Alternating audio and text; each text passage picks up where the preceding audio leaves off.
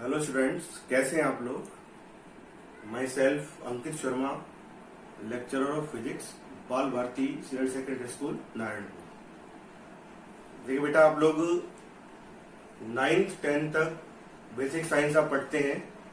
उसमें कुछ चैप्टर्स आपके फिजिक्स के भी होते हैं, कुछ चैप्टर केमिस्ट्री के होते हैं और कुछ चैप्टर आपके बायोलॉजी के भी होते हैं।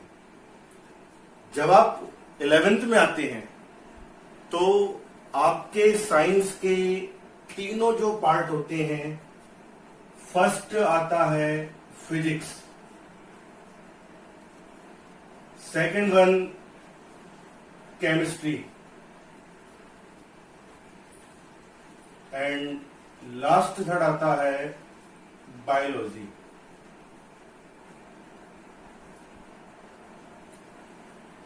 फिजिक्स में आप पढ़ते हैं खगोलीय घटनाओं को और धारा, विद्युत आवेश आदि इन सब चीजों का अध्ययन आप करते हैं फिजिक्स में। केमिस्ट्री में आप तत्वों, रसायनों आदि का अध्ययन करते हैं और वनस्पति, पेड़ पौधों आदि का और आपके जीव जंतुओं का, वनस्पति का अध्ययन आप करते हैं बायोलॉजी में। तो यहाँ पर हम बेसिक बात करें सबसे पहले फिजिक्स की, क्योंकि हमको फिलहाल फिजिक्स पढ़नी है। आगे जब आप जाएंगे तो फिजिक्स के भी कई पार्ट्स हो जाएंगे, जैसे इलेक्ट्रोस्टैटिक है, मैग्नेटिज्म है, करंट इलेक्ट्रिसिटी है। आगे बहुत सारे पार्ट्स आपको फिजिक्स के देखने को मिलेंगे। तो जैसा कि आप जानते हैं, विज्ञान की हम बात करें, साइंस की हम बात करें, साइंस का अर्थ होता क्या है कि प्रकृति में जितनी भी घटनाएं हो रही हैं उन सब का वास्तविक अध्ययन ही, उन सब का वास्तविक ज्ञान ही क्या कहलाता है? विज्ञान कहलाता है। मैं एक बार फिर से रिपीट कर रहा हूं, प्रकृति में होने वाली विभिन्न घटनाओं का वास्तविक ज्ञान विज्ञान कहलाता है। फिजिक्स में हम बहुत सी घटनाओं का अध्ययन करेंगे, बहुत सारे पार्ट्स हम आगे पढ़ेंगे। फिलहाल आपके 11th की हम बात करें, जो बेसिक फाउंडेशन होगा 11th में, उसमें हम शुरुआत जो है फिजिक्स की एक बिल्कुल माइनर छोटे से टॉपिक से करते हैं, जो आप सेकेंडरी में पढ़ते आए हैं। ये टॉपिक आ जाता है आपके दूरी तथा विस्थापन।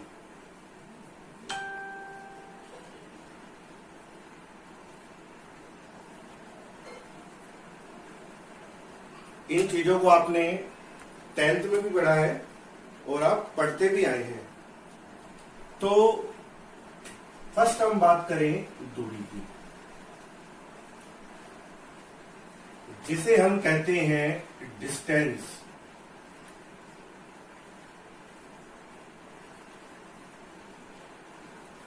सेकंड बात आती है विस्थापन की, जिसे हम कहते हैं डिस्प्लेसमेंट।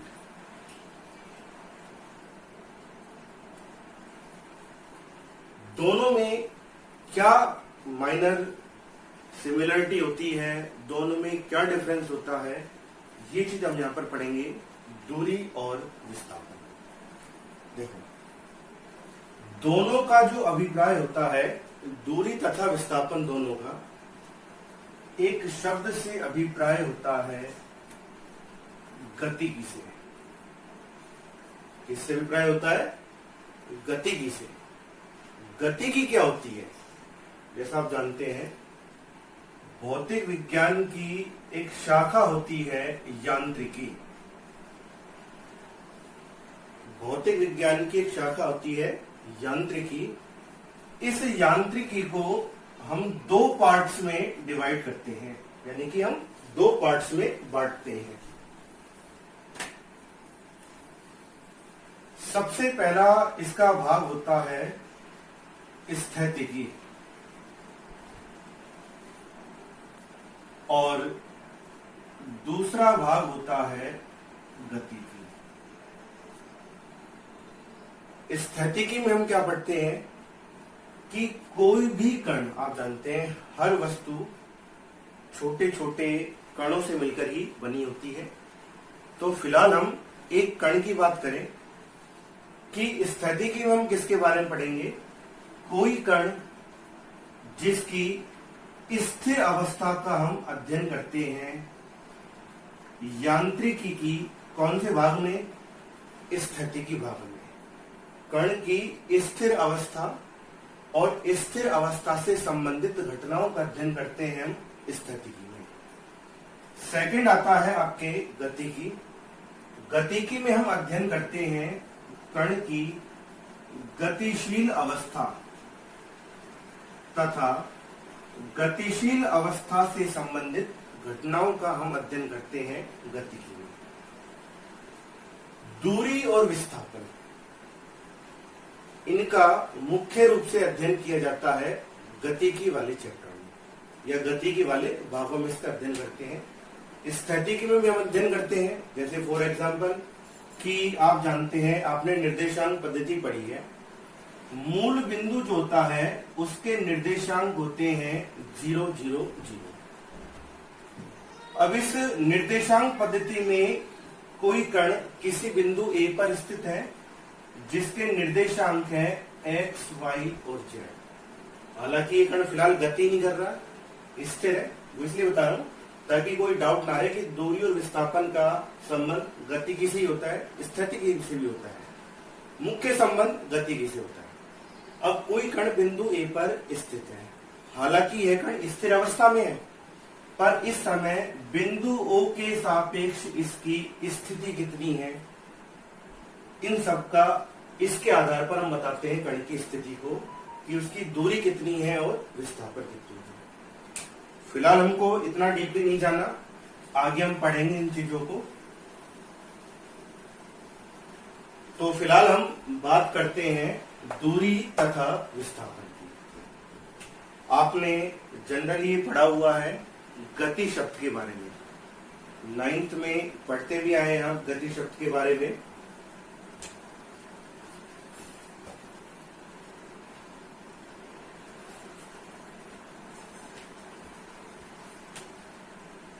गति शब्द का अभिप्राय क्या होता है, जैसे मैं बोलता हूं, आप जानते तो हैं कि गति शब्द का अर्थ होता क्या है, पर हम एक्सप्लेन नहीं कर पाते। गति को हम कहते हैं मोशन।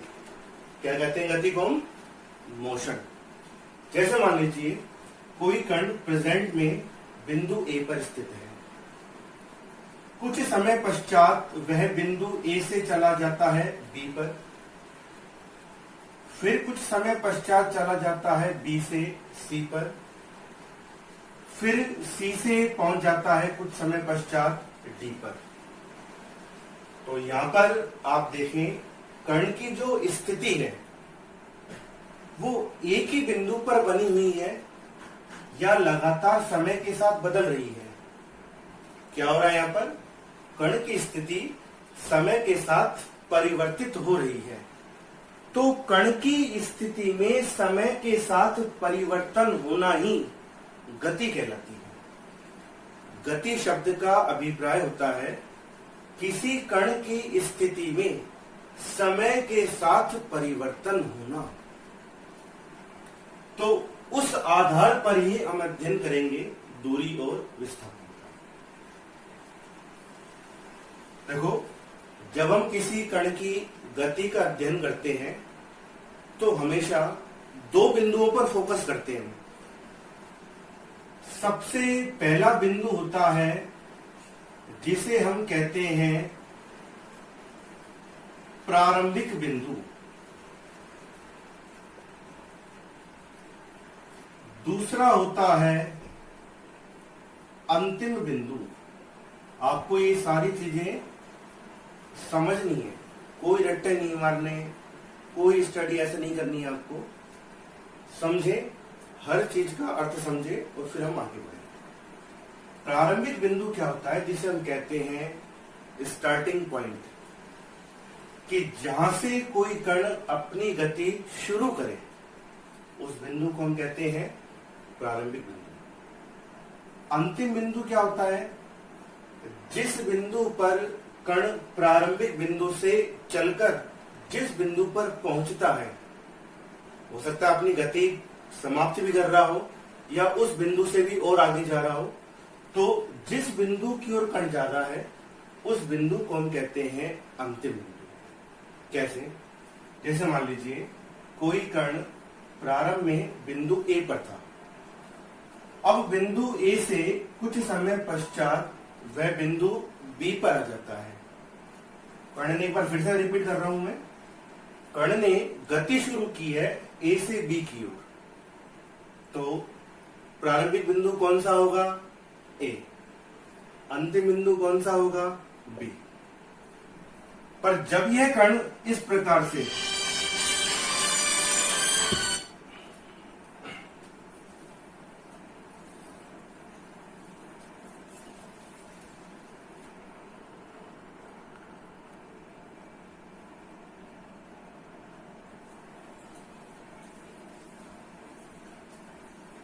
तो बेटा हम बात कर रहे थे प्रारंभिक बिंदु और अंतिम बिंदु की।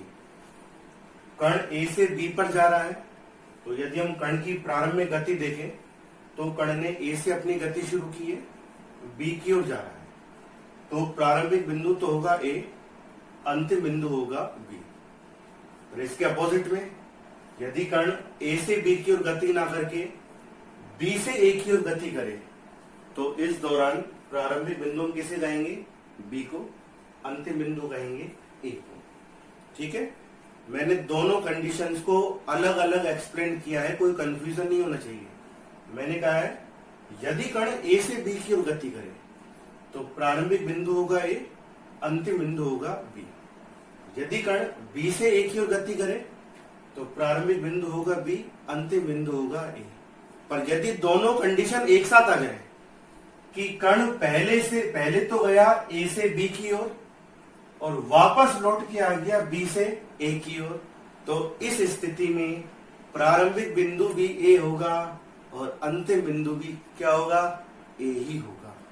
ठीक है, तो इस कॉन्सेप्ट को ध्यान रखें आप, प्रारंभिक बिंदु और अंतिम बिंदु।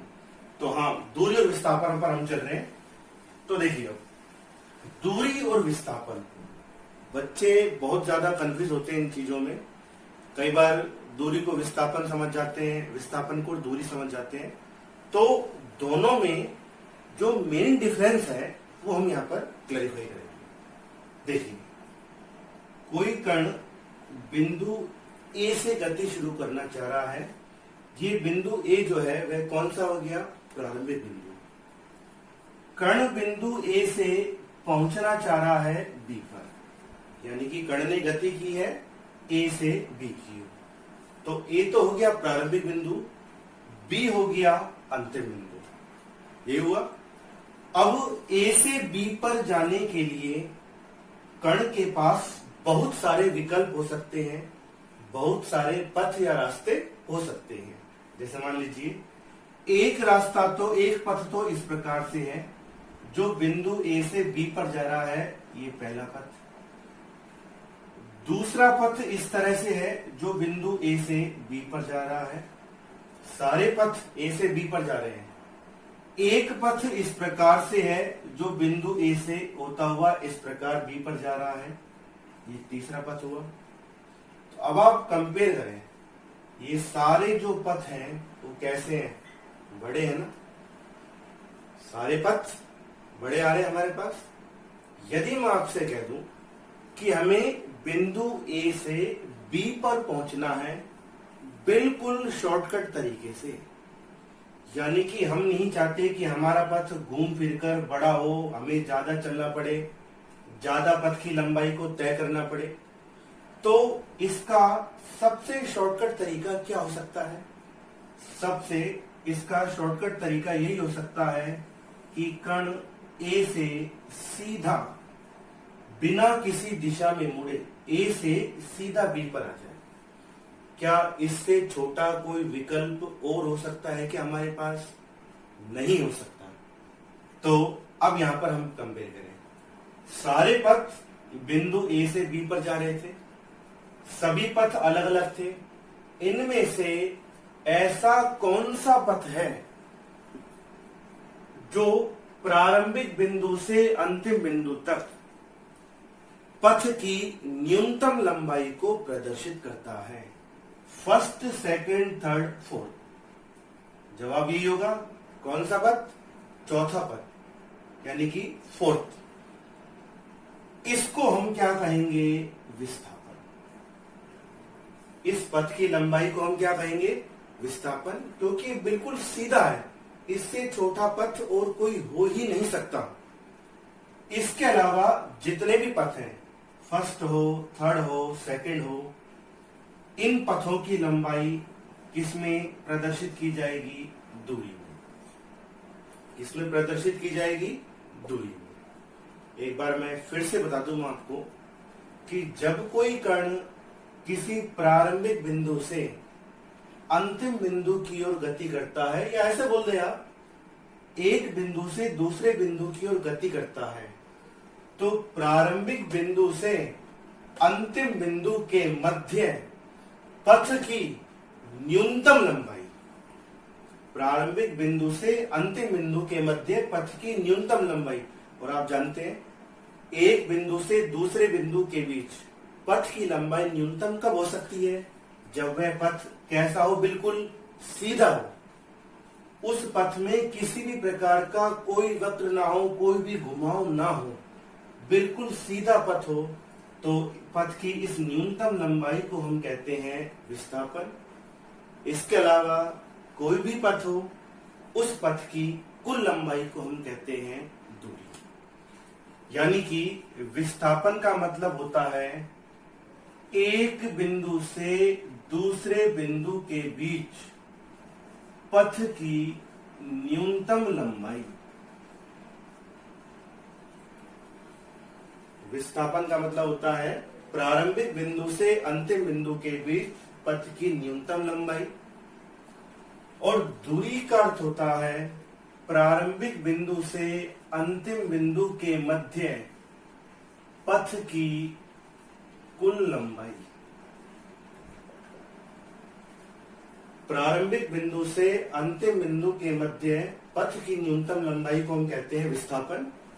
प्रारंभिक बिंदु से अंतिम बिंदु के बीच पथ की कुल लंबाई को हम कहते हैं दूरी। ये डिफरेंस होता है। यदि हम दोनों में कंपेयर करें ना, दूरी और विस्थापन में, तो जैसे हम कहते हैं ना कि एक जगह से हम कहीं दूसरी जगह जा रहे हैं, तो आपस में कहते भी तो कई बार कि कोई शॉर्टकट रास्ते से चलिए। तो जो छोटा रास्ता होता है, जो शॉर्ट होता है, वो वही होता है जिस रास्ते में घुमाव कम से कम हो, यानी कि जो रास्ता अधिकांश कैसा हो? बिल्कुल सीधा हो, वो क्या कहलाता है? विस्थापन। वैसे विस्थापन निकालने का जो तरीका होता है, भले ही पथ हो या ना हो, कि बिंदु ए से बिंदु बी की ओर कोई कण जा रहा है, आपसे कह दिया जाए ए से बी के बीच का विस्थापन कितना होगा, तो विस्थापन निकालने का तरीका होता है प्रारंभिक बिंदु से अंतिम बिंदु के मध्य हम एक सरल रेखा खींचते हैं, और इस सरल रेखा की लंबाई किसको दर्शाती है? विस्थापन को। और एक बिंदु से दूसरे बिंदु के बीच खींची गई एक सरल रेखा, बिल्कुल सीधी रेखा जो होती है, वह पथ की कैसी लंबाई को दर्शाती है? न्यूनतम लंबाई को, जिसे हम कहते हैं विस्थापन। इसके अलावा कोई भी पथ हो, उस पथ की कुल लंबाई क्या कहलाएगी? हमेशा दूरी। क्लियर? समझ में आ गया? मैं एक बार फिर रिपीट कर रहा हूं। देखिए, हम यहाँ पर 11th फिजिक्स में शुरुआत हमने छोटे से टॉपिक से की है, दूरी और विस्थापन से। दूरी और विस्थापन में जो मुख्य अंतर होता है वो मैंने आपको बताया। प्रारंभिक बिंदु से अंतिम बिंदु के बीच पथ की न्यूनतम लंबाई, कैसा पथ हो? बिल्कुल वह सीधा पथ हो, उस पथ की न्यूनतम लंबाई कहलाती है विस्थापन। इसके अलावा कोई और कैसा ही पथ हो, उस पथ की कुल लंबाई कहलाती है दूरी। ये मेजर डिफरेंस होता है दूरी तथा विस्थापन। ठीक है अंतर? अब यदि हम बात करें इनमें दिशा की, दूरी और विस्थापन में दिशा की, हालांकि टॉपिक आप आगे पढ़ेंगे।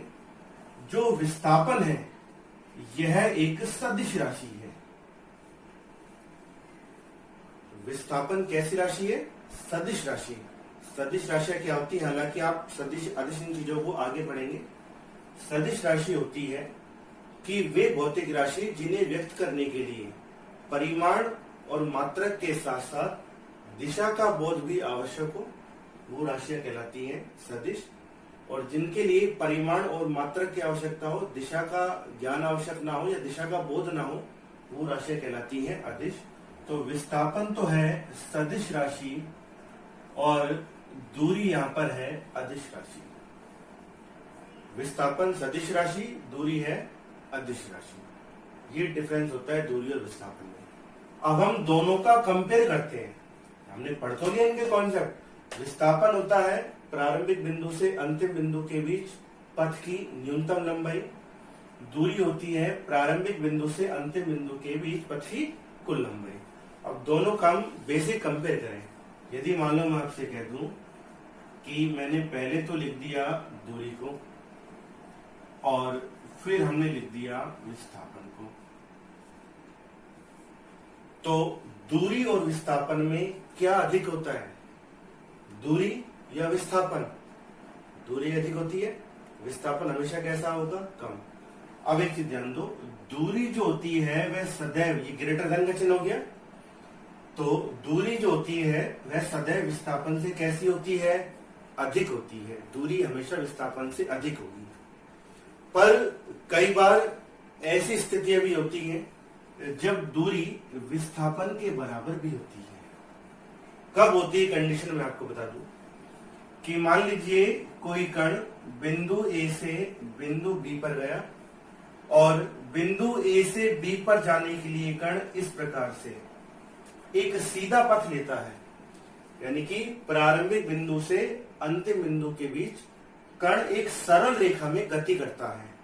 अब जब कण ने प्रारंभिक बिंदु से अंतिम बिंदु के बीच एक सरल रेखा में गति की, तो यदि हम जैसे मान लीजिए आपसे कहते हैं इस पथ की लंबाई की बात करें, जैसे ये पथ है 800 मीटर लंबा, कण बिंदु ए से बिंदु बी पर गया एक सरल रेखा में गति करता हुआ, और कण कितना चलेगा? जितनी पथ की लंबाई कितनी मान लीजिए 800 मीटर। अब कण ने बिंदु ए से बी तक जाने के लिए इस पथ को लिया है, तो ये पथ जो है वह कैसा? एक सरल रेखीय पथ है। कैसा पथ है ये? सरल रेखीय पथ है। तो इस पथ की न्यूनतम लंबाई भी कितनी है? 800 मीटर ही है, और इससे कम हो सकती है क्या? नहीं हो सकती। और पथ की कुल लंबाई भी कितनी है? 800 मीटर है। तो यही दूरी कहलाएगी इस स्थिति में, और यही क्या कहलाएगा? विस्थापन। यानी कि दूरी और विस्थापन में यदि हम कंपेयर करें तो दूरी जो होगी वह सदैव विस्थापन से अधिक होगी या विस्थापन के बराबर भी हो सकती है, कभी भी विस्थापन से कम नहीं होगी। यदि हम इनका अनुपात निकालें, कंपेयर करें हम, यदि हम बात करें दूरी बटा विस्थापन, यदि हम दूरी और विस्थापन का अनुपात निकालें तो अब आप देखो मैंने आपसे क्या कहा है?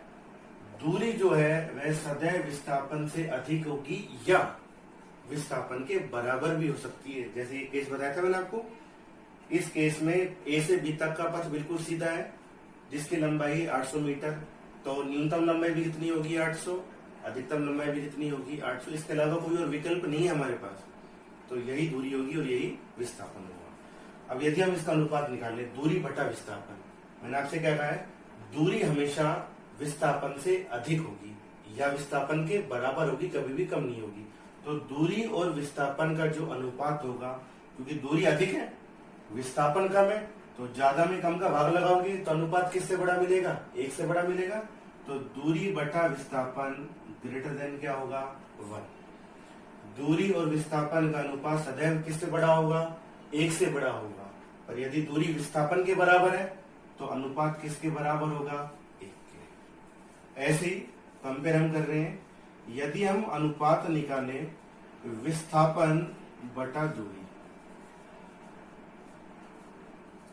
तो कम में ज्यादा का भाग लगाओ तो अनुपात किससे छोटा मिलेगा? 1 से छोटा मिलेगा या 1 के बराबर आपको मिलेगा। यदि दोनों बराबर है तो अनुपात 1 के बराबर मिलेगा, नहीं तो हमेशा विस्थापन बटा दूरी का अनुपात 1 से छोटा मिलेगा। तो ये इन दोनों का तुलनात्मक अध्ययन होता है, दूरी और विस्थापन। प्रश्नों को हल करने के लिए दूरी दिखाना तो बहुत आसान है। क्यों? कोई कण किसी भी दिशा में गति करे, टोटल उसने कितनी दूर कितना तय चला है, वो कितना पथ उसने तय किया है, सबको जोड़ दो, वो तो मिल जाती है आपको दूरी। तो दूरी निकालना कोई बड़ी बात नहीं है, क्योंकि पथ की कुल लंबाई। हमें ध्यान किस पे रखना पड़ता है? विस्थापन को निकालने में। कैसे रखना पड़ता है इसका मैं आपको एग्जाम्पल बताता हूं।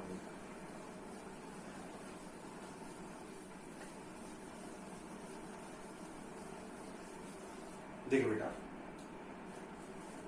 जनरली हम पढ़ते हैं दिशाएं जो होती हैं एक कागज तल पर पूर्व पश्चिम उत्तर दक्षिण, इनको ही हम मान के चलते हैं।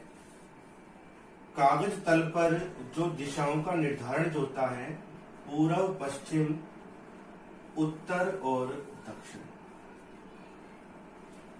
कागज तल पर दाईं ओर जो दिशा होती है राइट साइड, वो होती है आपके पूर्व दिशा, जिसे हम कहते हैं ईस्ट।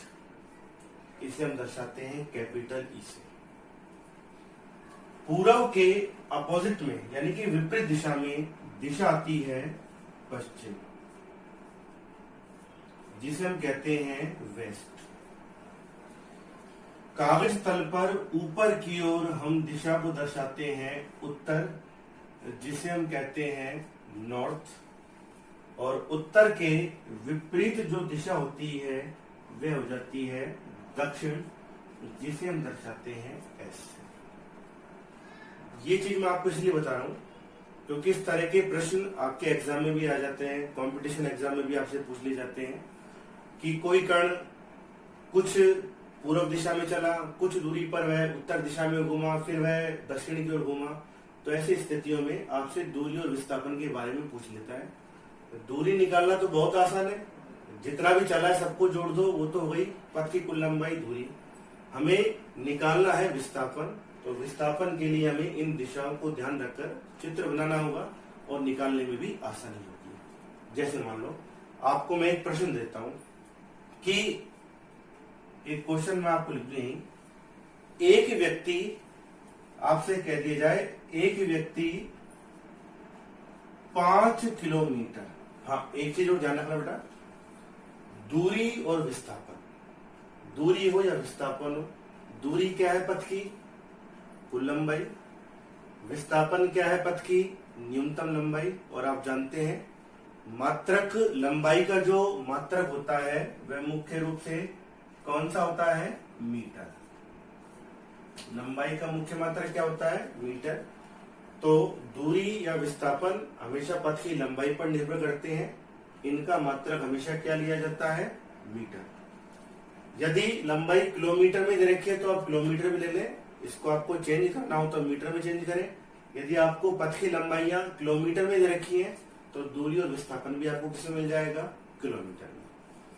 अब मैं आपको एक प्रश्न लिख रहा हूं कि एक व्यक्ति 5 किलोमीटर चलता है पूर्व दिशा में,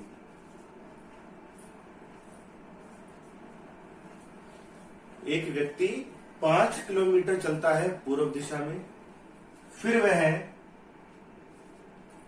6 किलोमीटर चलता है दक्षिण दिशा में।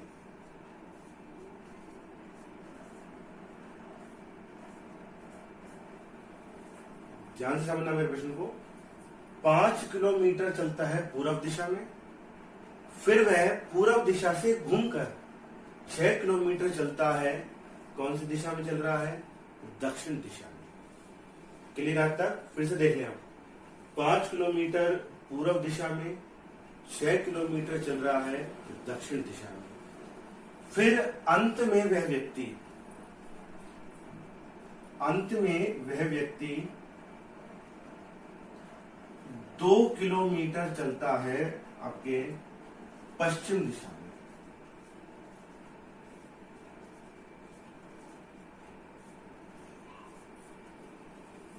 किसी प्रकार का प्रश्न हो सकता है 5 किलोमीटर पूर्व दिशा में चला, 6 किलोमीटर दक्षिण दिशा में चला, फिर 2 किलोमीटर चला पश्चिम दिशा में। अब आपसे कह दिया जाए आपको ज्ञात करनी है व्यक्ति द्वारा प्राप्त दूरी व विस्थापन। ये चीज आपको बतानी है। बिल्कुल आसान तरीका है। दूरी तो आप बता ही सकते हैं। पहले 5 किलोमीटर चला, फिर 6 किलोमीटर चला, फिर 2 किलोमीटर चला, तो वह व्यक्ति टोटल कितना चला? रह जाएगा 5 + 6 + 2, तो कितना जाएगा? 13 किलोमीटर। यानी कि वह व्यक्ति 13 किलोमीटर टोटल चला है, तो पथ की टोटल लंबाई कितनी हो गई? 13 किलोमीटर। यह आ जाती है आपके दूरी। अब हमें क्या निकालना है? विस्थापन। विस्थापन निकालने के लिए आपको एक कच्चा चित्र बनाना होगा, बस बिल्कुल इजी वे में। कैसे बनाना होगा? देखो, सबसे पहले हम एक प्रारंभिक बिंदु ले लेते हैं। इस बिंदु को हम क्या मान लेते हैं? ए। कुछ ही मान सकते हैं आप। बिंदु ए से व्यक्ति अपनी गति शुरू कर रहा है। कितना चल रहा है? सबसे पहले 5 किलोमीटर। कौन सी दिशा में? पूर्व दिशा में। कहां पर लिया हमने कागज तल पर? पूर्व दिशा, दाईं ओर लिए। तो इस प्रकार से बिंदु ए से चला है और कहां पर पहुंच गया? बिंदु बी पर। इस दिशा में चला है ना, पूर्व दिशा में। बिंदु ए से चला है बिंदु बी पर कितना? 5 किलोमीटर। ये चला है। अब कहां पर है कण? ए पर है, बी पर है?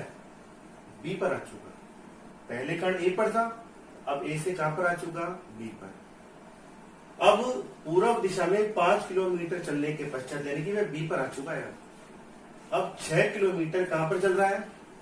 दक्षिण दिशा में। कहां पर है दक्षिण दिशा? नीचे की ओर। तो बिंदु बी से अब वह चलेगा 6 किलोमीटर। कहां पर आ गया? बिंदु सी पर। ये तो दक्षिण दिशा, यहां पर तो नीचे की तरफ। बिंदु सी पर आ चुका है। अब वह 2 किलोमीटर कहां पर चलेगा? पश्चिम दिशा में। आप बताइए कण कहां पर है? ए पर है, बी पर है, सी पर है? सी पर ही है। पूर्व दिशा में चला, ए से बी पर आ गया, इस तरफ आ गया। दक्षिण दिशा में चला, बी से कहां पर आ गया? सी पर। अब वह कितना और चलेगा? 2 किलोमीटर। कौन सी दिशा में? पश्चिम दिशा में। तो बिंदु सी पर आ चुका है। कहां पर है पश्चिम दिशा कागज तल पर? बाईं ओर। कितना चलेगा वह? 2 किलोमीटर। इस प्रकार से 2 किलोमीटर। क्लियर? क्या पूछा है आपसे? दूरी और विस्थापन। बिल्कुल इजी निकालना। दूरी तो आपने निकाली थी, सबको जोड़ दिया, ये तो हो गई कुल लंबाई दूरी। अब हम विस्थापन की बात करें। देखो, हमने ये आगे बिंदु बी पर, देखो पूर्व दिशा में चला ए से बी पर, पश्चिम दिशा में चला बी से सी पर, सॉरी दक्षिण दिशा में चला बी से सी पर, और पश्चिम दिशा में चला सी से डी पर। यही हुआ। प्रारंभिक बिंदु कौन सा है इस चित्र में? ए। अंतिम बिंदु कौन सा है? डी। मैंने क्या बताया है? पथ की कुल लंबाई दूरी, सबको जोड़ दिया दूरी। अब हम किसकी बात कर रहे हैं? विस्थापन की। क्या है विस्थापन पथ की? न्यूनतम लंबाई। और एक बिंदु से दूसरे बिंदु के बीच का तरीका बना होता है। एक बिंदु से दूसरे बिंदु के बीच का विस्थापन कैसे निकालते हैं? दोनों बिंदुओं के बीच में क्या खींच देंगे? हमें सरल रेखा खींच देंगे, वही सीधा पथ होगा। तो अब हमने क्या करा? बिंदु ए से बिंदु डी की ओर एक सरल रेखा हमने खींची, और ए से डी तक की सरल रेखा प्रारंभिक बिंदु और अंतिम बिंदु के बीच का जो ये सीधा पथ जो होगा वो किसे दर्शाएगा? विस्थापन। अब आप कैसे निकालेंगे? आसानी से निकाल सकते हैं। यदि हम यहाँ पर एक रेखा खींच दें तो ये कैसी आकृति बन जाएगी? आयताकार आकृति। कैसी आकृति बन जाएगी? आयताकार आकृति। आयत की आमने सामने की भुजाएं कैसी होती हैं? समान। ये 6 किलोमीटर है तो ये भी कितना होगा? 6 किलोमीटर। ये 2 किलोमीटर है तो ये कितना होगा? 2 किलोमीटर। टोटल कितना है? 5। 5 में से 2 चला जाएगा तो कितना रह जाएगा यहाँ पर? केवल 3 किलोमीटर।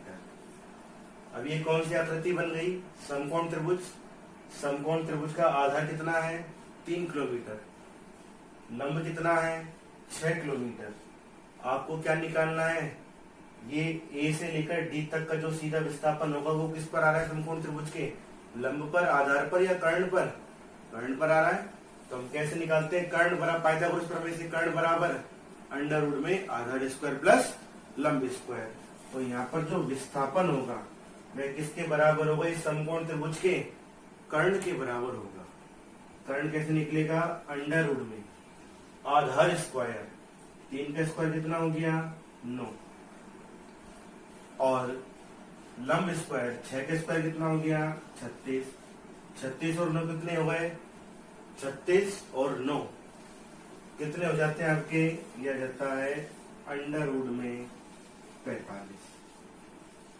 यदि आप 45 का वर्गमूल भी निकाल सकते हैं चाहे तो, जैसे हम लिखते हैं 45 को अंडर रूट में 5 गुना 9, तो आ जाएगा 9 का वर्गमूल आ जाएगा 3, तो आ जाएगा 3 under root 5 kilometre. 3 under root 5 kilometre ही आ जाता है विस्थापन। बहुत सारे प्रश्न बनते हैं दूरी और विस्थापन पर।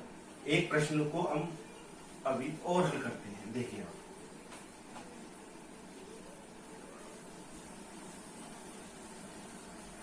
देखो मालूम आपसे कह दूं, एक प्रश्न और देता हूं मैं आपको, बिल्कुल इजी वे में करेंगे। आप इस कॉन्सेप्ट को समझे दूरी और विस्थापन के लिए। अब मैं आपको एक प्रैक्टिस शीट भी आपको डाल देंगे पढ़ने के लिए। क्वेश्चन आपसे बहुत सारे होंगे, आप उसको अटेंड करें, कोई दिक्कत हो तो मैं उनको सोल्व करा दूंगा। देखो, एक व्यक्ति, क्वेश्चन में एक दूसरा क्वेश्चन फिर से रिपीट करवा रहा हूं मैं आपको। एक व्यक्ति 4 किलोमीटर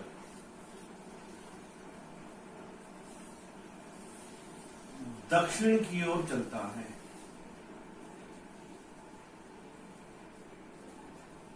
कि एक व्यक्ति प्रारंभ में दक्षिण की ओर कितना चल रहा है 4 किलोमीटर। उसके पश्चात वह व्यक्ति 3 किलोमीटर पूर्व की ओर चलता है। कि सबसे पहले तो वह दक्षिण की ओर चल रहा है 4 किलोमीटर, फिर पूर्व दिशा की ओर घूमकर चल रहा है 3 किलोमीटर। आपसे कह दिया उस व्यक्ति द्वारा प्राप्त दूरी और विस्थापन आपको काउंट करना है। तो मेरे हिसाब से दूरी निकालने में तो कोई आपको समस्या ही नहीं है। पथ की कुल लंबाई, पहले कितना चला 4 किलोमीटर, फिर कितना चला 3 किलोमीटर, टोटल कितने लंबे पथ पर चला है 4 + 3, तो दूरी आ जाएगा 4 + 3 बराबर 7 किलोमीटर, यही होगी। अब हम बात करें किसकी, विस्थापन की। विस्थापन क्या है, पथ की न्यूनतम लंबाई। कैसे मिलेगी न्यूनतम लंबाई, आप एक कच्चा चित्र बनाएंगे, आसानी से निकाल देंगे। वही तरीका, सबसे पहले हमने एक प्रारंभिक बिंदु ले लिया है ए। अब देखो, यह व्यक्ति प्रारंभ में कौन सी दिशा में चल रहा है, बिंदु ए को हमने एक स्टार्टिंग पॉइंट मान लिया, प्रारंभिक बिंदु। अब यह व्यक्ति प्रारंभ में कौन सी दिशा में चल रहा है, दक्षिण दिशा में। कहां पर है दक्षिण दिशा, नीचे की तरफ। बिंदु ए से यहां पर आ गया नीचे की तरफ, बिंदु बी पर दक्षिण दिशा में चल रहा है। कितना चल रहा है 4 किलोमीटर। अब कहां पर पहुंच चुका व्यक्ति, ए पर है बी पर है, बी पर पहुंच चुका। ए से दक्षिण दिशा में चला, बिंदु बी पर आ चुका। अब वह कौन सी दिशा में चलेगा, पूर्व दिशा में। कितना 3 किलोमीटर। ए से चलेगा या बी से चलेगा, बी से चलेगा, क्योंकि ए से तो आ चुका है बी पर दक्षिण दिशा में। अब बिंदु बी से चलेगा कागज तल पर कौन सी दिशा में, पूर्व दिशा। कहां पर है पूर्व दिशा, दाईं ओर।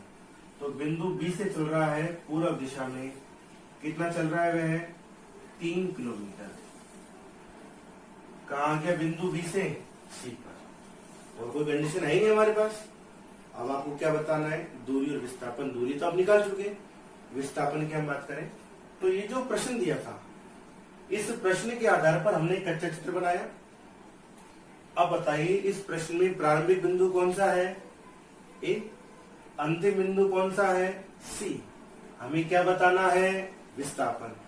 क्या होता है विस्थापन का मतलब, प्रारंभिक बिंदु से अंतिम बिंदु के बीच, प्रारंभिक बिंदु से अंतिम बिंदु के बीच पथ की कैसी लंबाई, न्यूनतम लंबाई। और न्यूनतम लंबाई कैसी होगी, बिल्कुल पथ ए से सी के बीच में क्या खींच देंगे हम, एक सरल रेखा, क्योंकि दो बिंदुओं के बीच में खींची गई सरल रेखा ही उन बिंदुओं के बीच में पथ की कैसी लंबाई को दर्शाती है, न्यूनतम लंबाई को। कैसे आकृति बन गई है, समकोण त्रिभुज की आकृति बन गई।